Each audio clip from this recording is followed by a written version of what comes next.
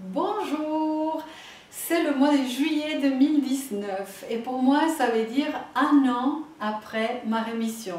Et ça c'est quelque chose, je suis en train de vivre un moment très spécial parce que le 10 juillet c'était ma dernière chimio il y a un an et le 15 août c'est une année de mon opération quand j'ai plus eu de cancer après.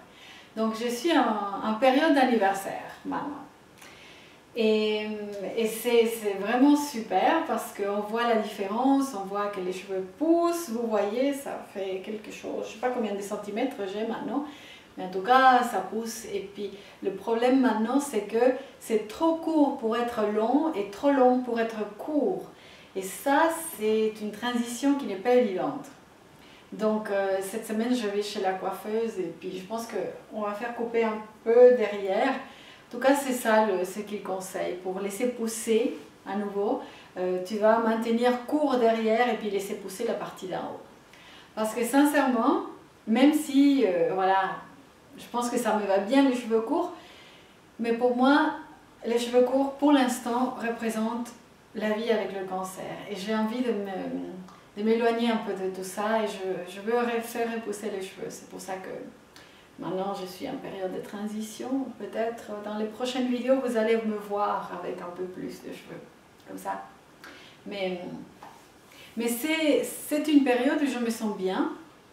Bien sûr, on voit un peu plus les forces qui sont là, mais il y a aussi le besoin de s'adapter à certaines choses. Jusqu'à maintenant, j'ai travaillé à 80%. Mais à partir de cette semaine, je vais diminuer un tout petit peu. Je vais travailler à 70%, 70% pour les Suisses. Et ça, c'était un besoin. Parce que c'est pas évident. La tête veut aller plus vite que le corps. Et envie de faire des choses, etc. Et le corps te dit encore, attends, c'est pas le moment de mettre le turbo.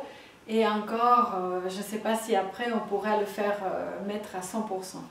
Mais c'est une bonne chose de pouvoir continuer à regarder quelles sont les capacités, quelles sont les envies et adapter la chose en conséquence. Donc voilà, maintenant on adapte un peu tout ça. Par contre, ce que je trouve qu'on peut augmenter, c'est la quantité d'exercice physique que je fais.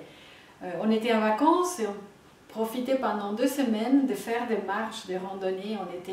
On faisait 2-3 heures par jour et ça nous a fait un bien fou, vraiment. Avec mon mari, on a profité à faire du Nordic walking, de randonnée dans les montagnes et maintenant on continue. Donc chaque matin, avant d'aller travailler, on marche une demi-heure, on fait du Nordic walking et la marche nordique, pardon.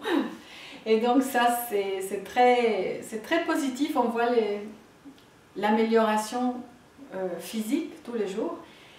Et il y a beaucoup de médecins qui s'accordent à dire que pour un survivant de cancer, le fait de faire des exercices physiques diminue de 40% la possibilité d'une rechute, d'avoir une nouvelle fois un cancer. Donc il faut vraiment profiter au maximum de ces possibilités pour éviter une rechute qu'on n'a pas envie.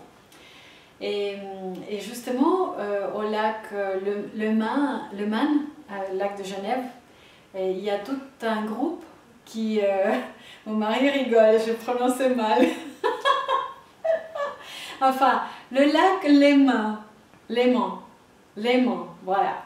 Il y a tout un groupe de femmes qui se donnent rendez-vous toujours font partie d'un programme pour faire de l'aviron. Et donc la rame aide beaucoup pour fortifier la partie du haut de corps. Et c'est un programme vraiment qui aide pas seulement le côté physique, mais aussi le côté psychique, parce que le partage, vous pouvez imaginer, entre femmes, ça papote. Mais faites de l'exercice, c'est la meilleure chose que vous pouvez faire si vous avez eu un cancer et que maintenant vous êtes libre du cancer. L'exercice physique va vous maintenir en bonne forme, probablement très longtemps. Donc c'est ça ce que je voulais vous raconter cette fois-ci. Merci d'être là. Je vous souhaite les meilleures bénédictions du ciel et à bientôt. Ciao, ciao!